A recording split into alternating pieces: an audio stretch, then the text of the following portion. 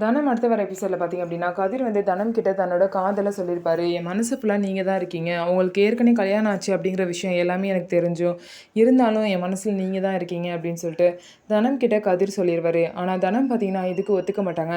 என்ன ஆனாலும் சரி, யார் என்ன சொன்னாலும் சரி, என் மனசில் கணேசமூர்த்தி மட்டும்தான், வேறு யாருமே இல்லை அப்படிங்கிறதுல தனம் உறுதியாக இருக்காங்க.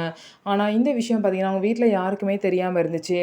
ஆனால் 2 ஃபேமிலியும் பார்த்தீங்க அப்படின்னா கோவிலுக்கு வரப்போ தனமும் கதிரும் சரியாக பேசிக்க மாட்றாங்க. என்னாச்சுன்னு சொல்லிட்டு பார்த்தீங்கன்னா, தனத்தோட ஃப்ரெண்ட்ஸு கிட்ட தனத்தோட அத்தை கேட்குறாங்க. அப்போ பார்த்தீங்க அப்படின்னா, ருக்கு கிட்ட வந்து எல்லாரும் உண்மைய சொல்லிடுறாங்க. தனத்தோட ஃப்ரெண்ட்ஸ் பார்த்தீங்க அப்படின்னா, கதிர் வந்து தனத்த வந்து பிடிச்சிருக்கு, கல்யாணம் பண்ணிக்கலாமான்னு கேட்டாரு. ஆனா தனம் பார்த்தீங்க அப்படின்னா, அதுக்கு ஓகே சொல்லல.